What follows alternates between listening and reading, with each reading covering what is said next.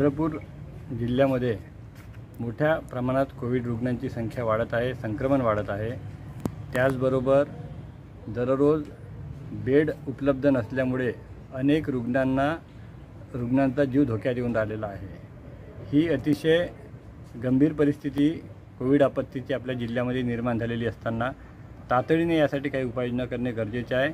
म्हणून जनविकास सेनेतर्फे एक 10 मुद्द्यांचा आम्ही प्रस्ताव शासनाला दिलेला आहे।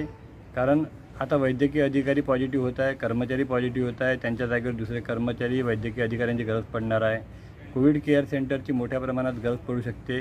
त्यासाठी वेकोलीचे 4ही क्षेत्रीय इस्पितळ एरिया हॉस्पिटल ज्याला आपण म्हणतो ते या ठिकाणी चंद्रपूर शहराच्या लगत असलेले मोठे मोठे लॉनचे हॉल, तालुक्याच्या ठिकाणचे लॉनचे हॉल, अशा अनेक सोयी सुविधा, बेड निर्माण करणे, व्हेंटिलेटरची संख्या वाढवणे हे सर्व तातडीने करण्याची गरज आहे।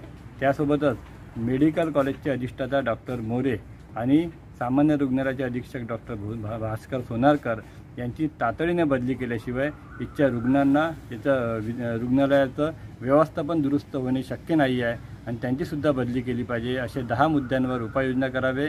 या ठिकाणी कोविड रुग्णांचे जे नातेवाईक येतात त्यांना आपल्या नातेवाईकाच्या पेशंटच्या आजाराबद्दल उपचाराबद्दल व्यवस्थित माहिती मिळत नाही, ते संतापतात, चिडतात आणि मग गदारोळ होतो, कायदा सुव्यवस्थेचा प्रश्न निर्माण होतो। या सर्वांपासून मार्ग काढण्यासाठी प्रत्येकाला आपल्या नातेवाईकाबद्दल आपत्याबद्दल काय उपचार सुरू आहे काय नाही याची माहिती दिली पाहिजे।